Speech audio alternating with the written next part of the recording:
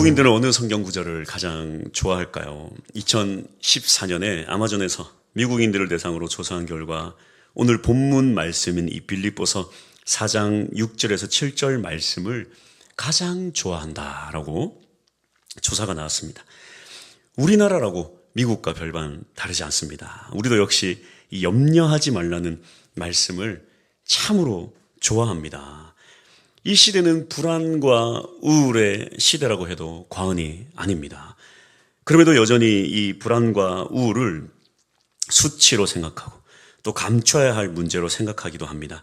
특히 교회 안에서 이 불안함과 우울증에 대해서 이야기를 하면 믿음이 없어서 그렇다, 기도 안 해서 그렇다, 세상 살기 좋아져서 그렇다, 이러한 잔소리를 듣기 십상입니다. 그래서 우울증이나 불안장애를 겪는 사람들은 더욱 이 문제에 대해서 감추려고 할 뿐입니다. 하지만 현실은 어떠합니까? 보건복지부의 이 자료를 분석한 결과를 보면 우울증과 불안장애로 치료를 받는 환자가 지난 5년간 906만 명에 달하는 것으로 나타났습니다. 우리나라 4명 중 1명꼴로 치료를 받고 있는 것입니다. 또한 이 코로나 발병 이후로 23%나 증가했고 특히 30대 미만에서 50%가 증가한 것으로 나타났습니다. 이렇게 젊은 층 중심으로 확산되는 이유는 무엇일까요?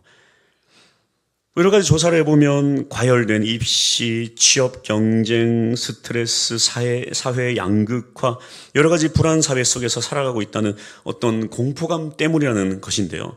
하지만 이 참으로 안타까운 것은 젊은이들이 이 코로나를 기점으로 빠르게 교회를 이탈하는 만큼 우울과 불안의 문제도 가장 가파르게 증가하고 있다는 것입니다. 이것을 우리가 생각해 보면 교회를 떠나서 우울하다 이렇게 생각할 수도 있겠지만 바꿔 생각하면 교회가 이러한 젊은이들의 또 젊은이든 나이 든 사람들이든 상관이 없어요. 이 교회가 우울과 불안함에 전혀 도움이 되지 않기 때문에 교회를 떠난다라고 생각할 수도 있다라는 것입니다.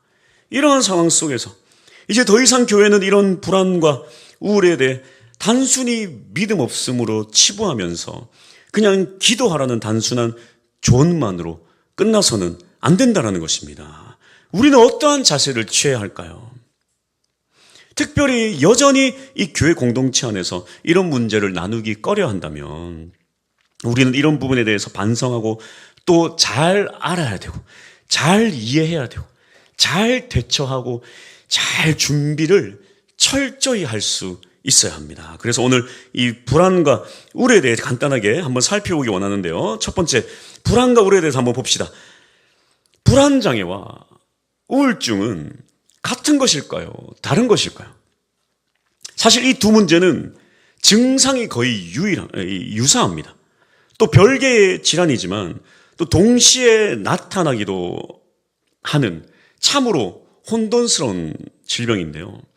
그럼에도 불구하고 이 둘을 어떻게 구별할 수 있을까? 이 한마디로 정의하면 불안장애는 미래의 문제이라면 이 우울장애는 과거의 문제로 발생한다는 것입니다. 다시 말해 이 불안장애는 다가올 미래를 생각할수록 증상이 나타납니다. 입시 문제, 자녀 문제, 또 돈 문제, 대출 문제, 결혼 문제, 이자 문제, 집 문제, 불확실한 나의 인생 상황 문제, 해결할 수 없는 그러한 문제들이 켜켜이 쌓여 있어서 미래를 생각하면 할수록 고통을 주는 질병이 불안장애라면 이 우울장애는 과거의 회상이 주를 이룹니다.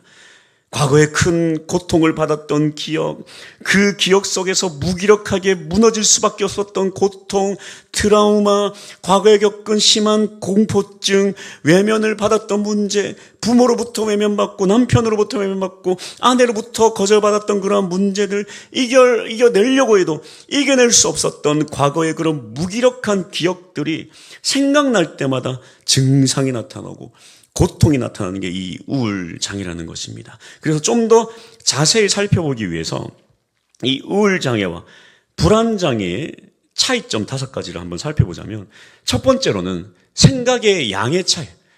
우울증은 생각하는 것을 어렵게 만드는 반면에 불안 증세는 지나치게 많은 생각을 하게 만든다는 것입니다. 우울증은 아무것도 생각하기 싫어.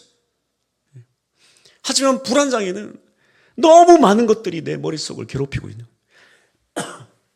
두 번째, 이 생각의 질이, 우울증은 자기 파괴적인 생각을 합니다. 자기 파괴적인 생각. 과거의 고통, 괴로움. 나는 죽어야 돼. 이 불안장애는 비논리적인 생각에 빠져요. 이상한 말도 안 되는 생각에 갇히게 되는 것입니다.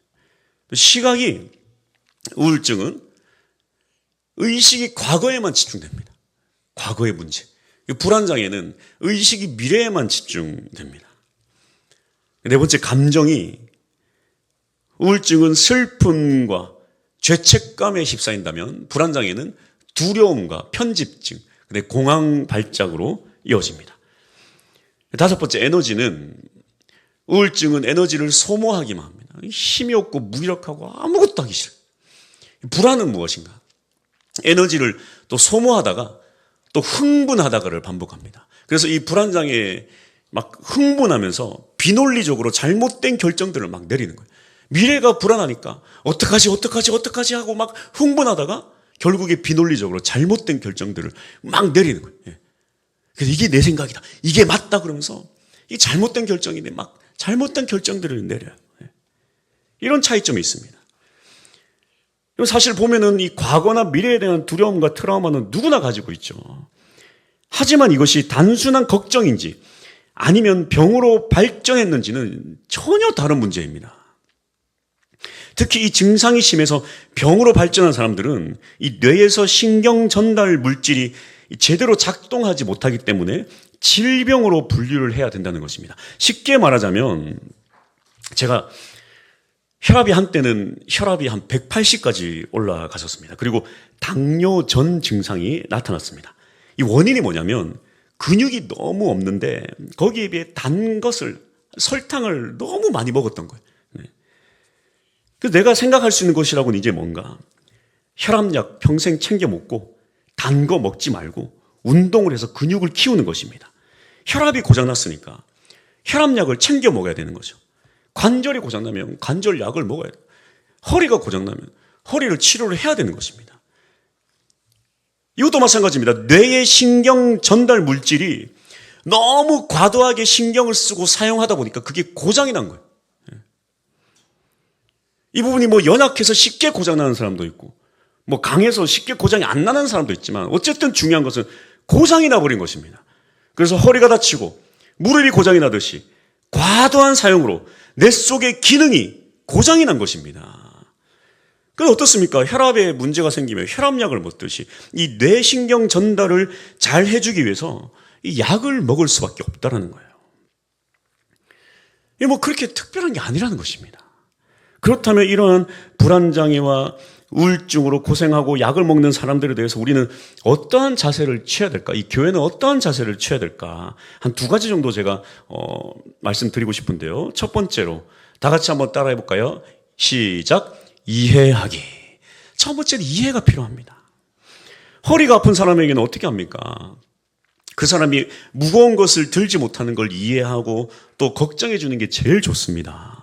이미 허리가 고장이 났는데 왜 젊을 때 관리를 못했냐, 왜 허리가 아프냐 잔소리해봤자 그 사람에게 상처만 주는 거예요.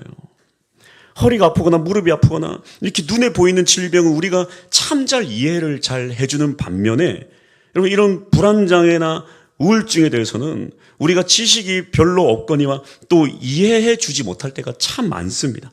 그래서 여러분께 권면합니다. 이렇게 우울증과 불안장애로 고통받는 사람에게는 먼저 몸이 고장난 사람을 이해해 주듯이 이해해주는 이해심이 참 필요하다는 거예요. 이 교회 공동체가.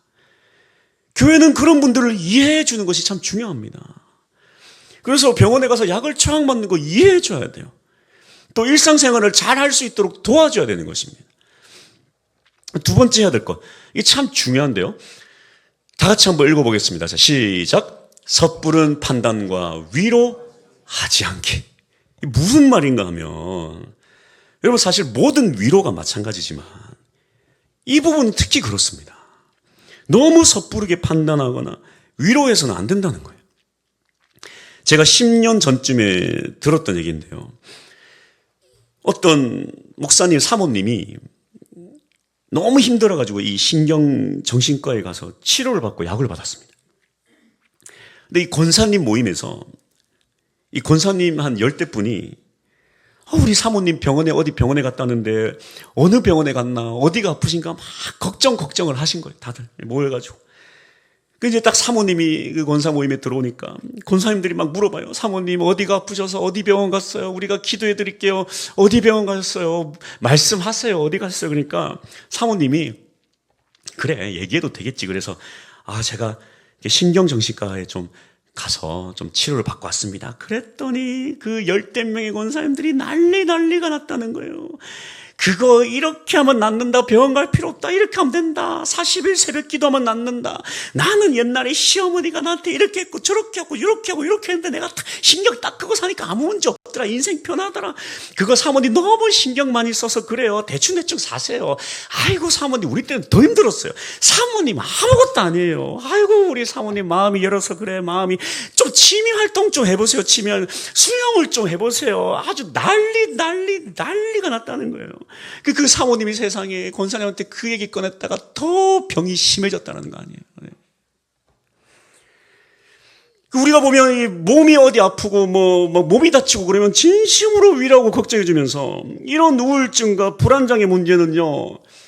걱정하다시고 아주 다 박사들이야. 그냥 내가 다 박사학위 땄어. 그냥 내가 제일 잘 알아.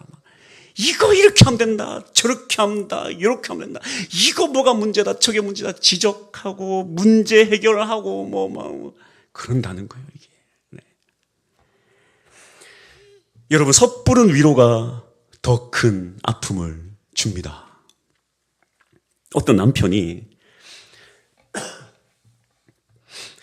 아내가 아이를 출산을 하는데 막 진통 때문에 얼마나 고통스럽겠어요. 아이가 안 나오니까 진통 때문에 고통을 하는데 거기다 대고 그냥 괜찮냐 여보 괜찮아 이렇게만 하면 될 것을 그냥 위로를 한다시고 뭔가 답을 주고 싶은 거야. 이 고통을 해결해 주시는 답을 주고 싶은 거야. 그래서 한다는 얘기가 여보 나도 군대에서 더 큰 고통 어려움 겪었다. 금방 지나가더라. 이 출산 고통 금방 지나간다. 그랬다가 머리끄댕이 잡히고 온갖 욕이란 욕은 다 들었다는 거 아닙니까? 그래서 내가 뭘 잘못했냐. 내가 위로 좀 한다고 위로했는데 무슨 얘기예요 이게. 여러분 섣부른 위로. 내가 다 한다는 섣부른 위로 판단. 내가 다 잘한다는 이 판단, 섣부른 판단, 위로가 더 큰 상처를 준다는 것입니다. 잘 모를 땐 어떻게 하면 됩니까? 그냥 도닥여주면 돼요. 답을 주려고 하지 마세요. 답을 주려고. 때로는 그냥 위로만 하고 안아주기만 해도 그 안에 은혜가 차고 넘칠 줄 믿습니다. 할렐루야. 또 한 가지, 세 번째, 우리는 무엇을 해야 될까? 사실 이 세 번째가 오늘 가장 중요하게 말하고 싶은 이 핵심 키워드입니다. 세 번째. 다 같이 한번 읽어볼까요? 자, 시작!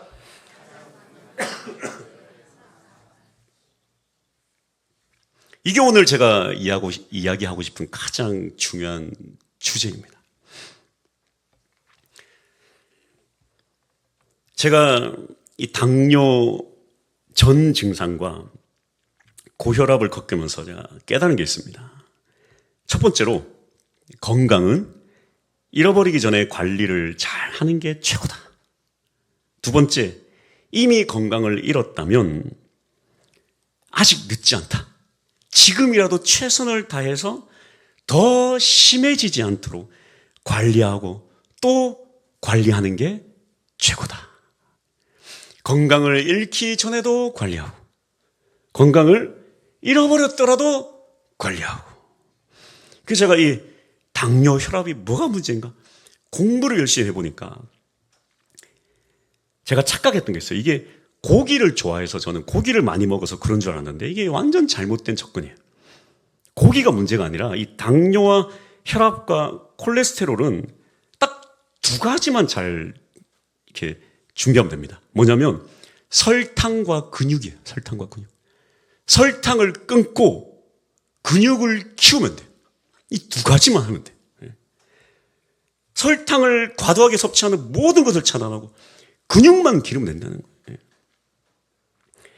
자, 이 혈압과 당뇨와 콜레스테롤은 아직 건강할 때 설탕 조심, 근육 운동 해야 되지만 이미 건강을 잃어버렸다 해도 그때부터 더 설탕 조심, 또 운동.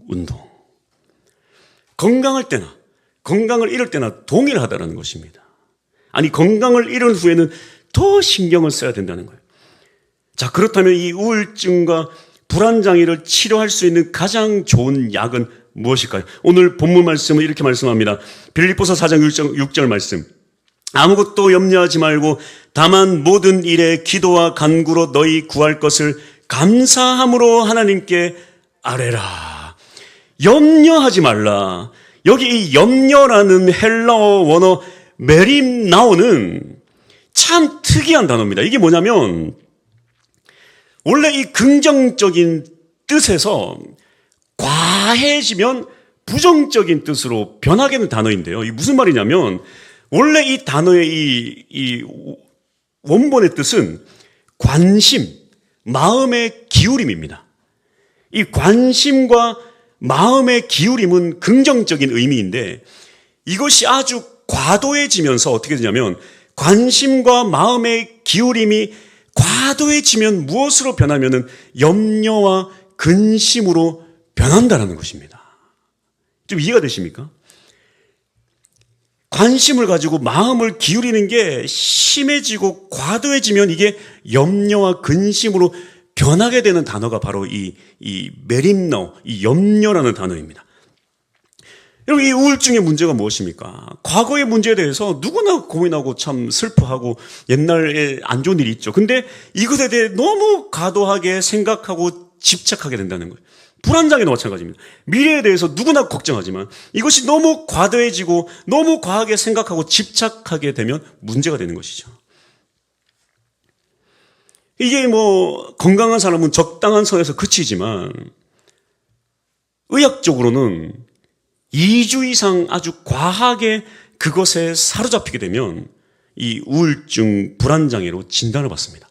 그래서 평균적으로 약한 사람은 약한 대로 더 짧아지고 강한 사람은 강한 대로 더 길어지겠지만 평균적으로 사람이 2주 정도를 이것에 너무 과하게 몰두해서 너무 과하게 고민하면 이 신경 전달 물질이 부러진다는 거예요. 고장난다는 거예요. 결국 이 우울증과 불안장애는 가장 조심해야 될 것이 병에 걸리기 전이나 후나 가장 조심해야 될 것이 과거나 미래에 대한 집착인데 어떻게 인간이 이 과거나 미래에 대해서 벗어날 수 있는가? 오늘 성경은 이렇게 말합니다. 이 과거와 미래에 대한 과도한 집착인 염려를 치료할 수 있는 가장 강력한 약이 무엇인가? 그것이 바로 감사라는 것입니다. 빌립보서 4장 6절 한 번 더 읽어보겠습니다. 아무것도 염려하지 말고 다만 모든 일에 기도와 간구로 너희 구할 것을 감사함으로 하나님께 아뢰라. 어떻게 감사가 가장 강력한 치료제가 될 수 있을까요? 이 감사의 원어도 한번 살펴볼 필요가 있는데요. 헬라어로는 감사는 유카리스티아입니다. 이게 뭐냐면 이 카리스는 은혜인데 유카리스티아 이러면 감사가 되는 거예요. 그러니까 카리스 은혜에서 파생된 단어가 유카리스티아 감사라는 것입니다. 다시 말해 감사 안에 은혜가 들어있다는 거예요. 감사는 은혜에서부터 나왔다는 것입니다. 도대체 감사와 은혜는 어떤 상관관계가 있을까? 감사는 한마디로 말해서 은혜에 대해서 돌려주는 게 감사입니다. 은혜가 뭡니까? 은혜가 뭐예요? 나는 아무 받을 자격이 없는데 그냥 공짜로 선물처럼 주어지는 게 바로 은혜라는 것입니다. 자격이 없음에도 받았기 때문에 아무런 자격이 없는데 공짜로 주어졌기 때문에 그것을 보답을 해야 되는데 문제는 뭐냐면 내가 나에게 은혜 베푼 자에게 보답할 게 없어요. 그에 상응하는 그만한 크기의 것을 내가 가지고 있지도 않고 줄 수도 없어요. 그래서 내게 은혜 베푼 자에게 내가 보답할 수 있는 게 딱 한 가지가 있는데 그게 뭐냐면 감사라는 것입니다. 그 감사 안에 은혜가 들어있고 은혜를 갚을 수 있는 유일한 수단이 바로 감사라는 거예요. 자식이 부모한테 무슨 수로 은혜를 갚겠어요? 똑같이 해줄 수가 없어요. 유일한 수단이면 감사라는 감사. 그래서 이 헬라어적 의미로 감사는 갚을 수 없는 은혜에 대한 보답이 전제되어 있습니다. 감사합니다 할 때는 갚을 수 없는 은혜에 대한 보답이 들어가 있어요. 쉬운 게 아니죠. 그렇다면 갚을 수 없는 은혜는 어떤 것이 있을까 생각을 해보면 그렇게 많지 않아요. 첫 번째로 부모님에 대한 감사가 있을 것이고, 또 한 가지를 찾자면 이거밖에 없어요. 예수 그리스도의 십자가. 아무런 대가 없이 그저 사랑 하나만으로 십자가를 위해 내 모든 죄를 대신 지시고 죽으신 그 십자가의 은혜, 값없이 주신 사랑, 아무리 찾아봐도 그거밖에 없다는 거예요. 아무리 찾아봐도 그거밖에 없어요.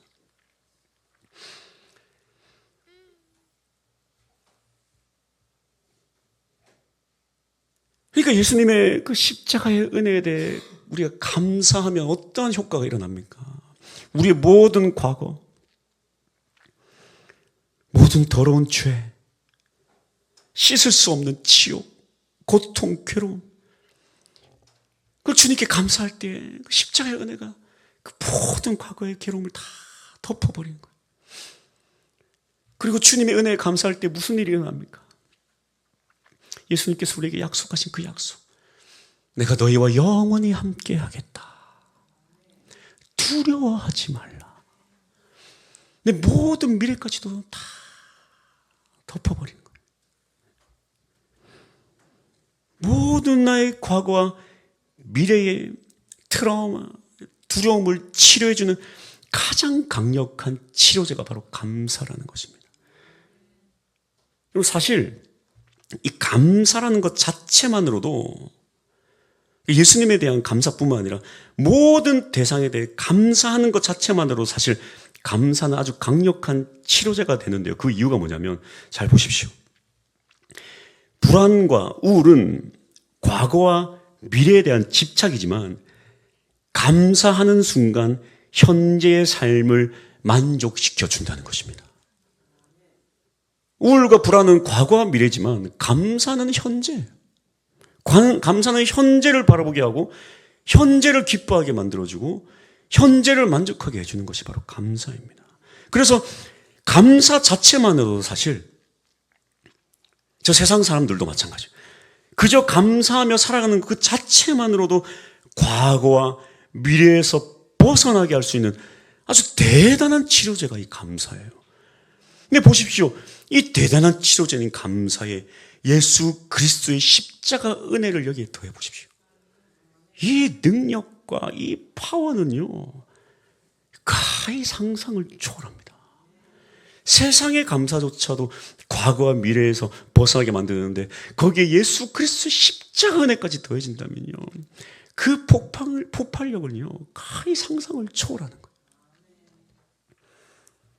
대단히 우리 모든 인생을 뿌리 뽑는 아주 놀라운 치료제가 바로 예수 그리스도 십자가의 감사입니다. 그렇다면 우리는 이 감사라는 치료제를 언제 사용해야 되는가? 제가 서두에 말했듯이 건강할 때도 우리는 관리를 잘 해야 되지만 이미 건강을 잃은 후에도 더 관리를 잘 해야 돼요. 다시 말해, 이 염려, 즉 우울과 불안함은 병으로 진행되기 전에도 감사하며 살아야 되지만 이미 병으로 고생을 할 그때에도 더 이상 깊어지지 않고 현재를 잘 살아갈수록 만들어주는 게 바로 감사.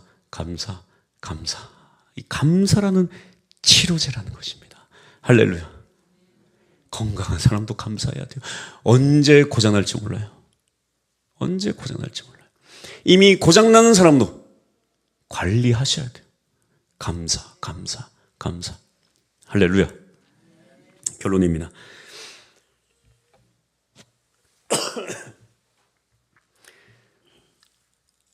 오늘 말씀은 모든 염려를 기도와 간구와 구할 것을 감사함으로 하나님께 아뢰라, 그렇게 권면합니다. 염려에 대해서 기도하되 감사함으로 기도하라는 거예요. 과거야 미래에 대해 근심과 걱정에 대해 기도할 때 반드시 감사함, 즉 은혜에 대해 반드시 그 은혜를 기억하며 감사하며 기도할 때에 우리의 모든 문제들이 치료되고 해결되고 응답을 받습니다. 어떤 응답이 있는가?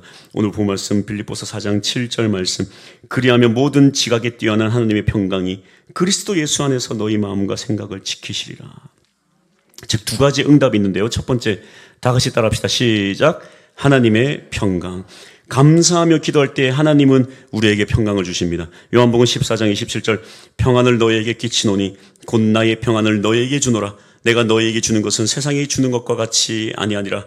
너희는 마음에 근심하지도 말고 두려워하지도 말라. 하나님의 평강은 마음의 근심과 두려움을 물리치는 가장 강력한 치료제입니다. 감사의 기도는 이렇게 큰 능력이 있습니다. 이러한 하나님의 평강은 또 나에게 어떤 영향을 끼치는가? 이 두 번째가 중요한데요. 두 번째 다 같이 한번 읽어봅시다. 자, 시작. 마음과 생각을 지키신다. 7절 말씀 한번 더 봅시다. 그리하면 모든 지각에 뛰어난 하나님의 평강이 그리스도 예수 안에서 너희 마음과 생각을 지키시리라. 자, 이것을 계속 보여주시면서 여기서 이 지키시리라의 원어가 참 재밌는데요. 푸르레오입니다. 푸르지오가 아니라 푸르레오인데요. 이게 뭐냐면 감시하다, 감금하다, 감옥에 가두고 감시자가 지키고 있다, 그런 의미입니다. 도대체 이런 무서운 단어가 왜 여기에 사용되는가? 무슨 얘기냐면, 자, 감사함으로 기도하면 하나님의 평강이 우리의 마음과 생각을 하나님의 평강 안에 이렇게 다 가두고 감시하고 지켜보고 있다는 거예요. 무슨 말인지 이해가 되십니까? 그러니까 우리가 감사로 기도하면 우리의 마음이 막 날아다닐 거 아니에요. 막 과거로 날아가고 막 미래로 날아가고 과거의 우울함으로 막 깊이 빠져들고 미래의 불안으로 막 빠져들 때 그때 감사로 기도하면 하나님의 평강이 우리를 다 그 평강의 감옥에 우리를 다 가둬놓고 그렇게 미래와 과거로 빠져나가지 못하도록 다 지켜본다. 안 돼! 안 돼! 감사해. 기뻐해. 다 가둬놓는다는. 이 그런 뜻입니다. 하나님의 평강이 너희 마음과 생각을 감시하고 지켜본다. 도망가지 마. 과거로 빠지지 마. 미래에 두려워하지 마. 내가 너와 함께 있다. 할렐루야. 마음의 병은 육체의 질병보다 더 무섭습니다. 보이지 않는 병이 가장 무서워요. 특히 무서운 것은 이게 한번 고장이 나면요, 회복이 잘 안 돼요. 여러분, 병원에서도 더 이상 손 쓸 게 없습니다. 손 쓸 게 없어요. 상담한다고 해결되지도 않고요. 어떻게 우리는 과거와 미래에 대한 고통에서 벗어날 수 있는가? 감사 말고 도대체 무엇이 있겠습니까? 이것이 얼마나 큰 은혜냐면, 자, 보십시오. 저는 그래요. 저는 사실 그런 은사를 받았으면 좋겠어. 좀 이렇게 다 기도하면 막 여러분 병이 다 떠나갔으면 좋겠어요. 그러면 얼마나 제가 쉽겠습니까, 사역가? 기도하면 막 병이 떠나가는 거예요. 그런데 그건 뭐 하나님의 영역입니다만 하나님이 우리에게 주신 강력한 치료제, 이건 공짜예요, 공짜. 모두에게 주신 치료제가 있다니까. 기도하면 낫는 치료제. 이게 뭡니까? 감사라는 치료제예요. 모두에게 주셨고 우리 모두가 사용할 수 있는데 사용하지 않는다는 게 문제라는 것입니다. 다시 말해, 지금이라도 이것을 사용한다면 놀라운 치료 효과가 일어난다는 거예요. 어떻게 하면 되겠습니까? 감사하세요. 모여가지고 그냥 주변 걱정한다면서 그냥 이 사람 걱정, 저 사람 걱정, 그러면서 그 사람은 이렇고 저렇더라 걱정, 이건 걱정, 저거 걱정. 그거 하지 마시고 감사. 그래서 온 교회가 그냥 막 우리 입에서 감사의 치료제가 막 뿌려져야 돼요. 이건 우리에게 다 주어진 거잖아요. 우리에게 다 주어졌어요. 하나님이 이 마음과 뇌의 병은 치료할 수 있도록 치료제를 우리 모두에게 다 주어졌어요. 우리가 할 수 있는 건 딱 감사하기만 하면 된다는 거예요. 할렐루야! 이 감사의 치료제를 사용할 수 있는 우리 모두가 될 수 있기를 축복합니다.